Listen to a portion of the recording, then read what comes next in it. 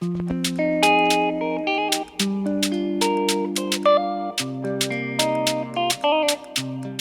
between somebody's legs, having somebody touch your scalp or even work on your scalp.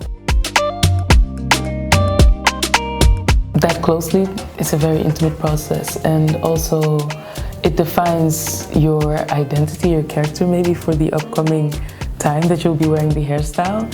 It also defines you in a way. So we're in Amsterdam, we're in Holland.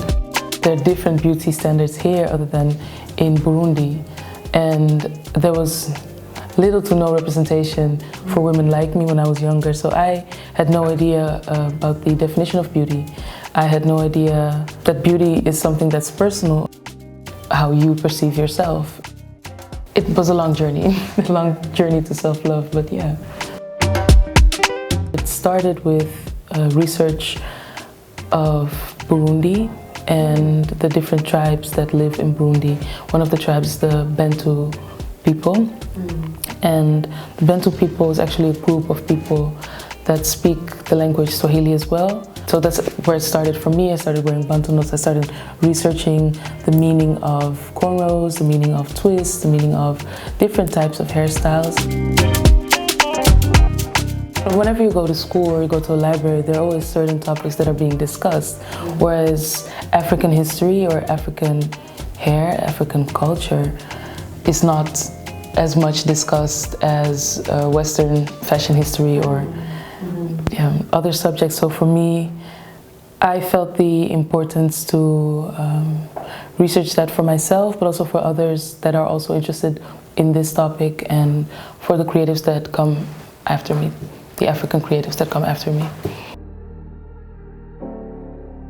I saw a lot of people wearing Fulani braids, not understanding what Fulani braids are exactly, also misnaming them for, what was it again, boxer braids. There were many different cases where I thought to myself, would people make the same mistake if they would know, if they would be educated about the history of Fulani braids? When I found out this new scope of information, it felt like a new realm. African references, that's what I love to do within my style, because I feel like there's not enough representation. And also because we live in a Western society, I would just love to see influences of myself or my mother's culture back within fashion.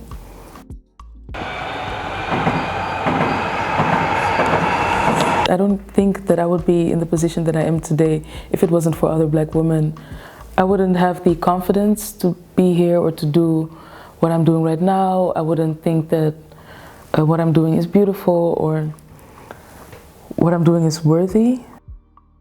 In that sense, representation is very important to me, because I somehow felt a bit insecure to discuss the topics that I want to discuss, as they were not widely discussed as much back then.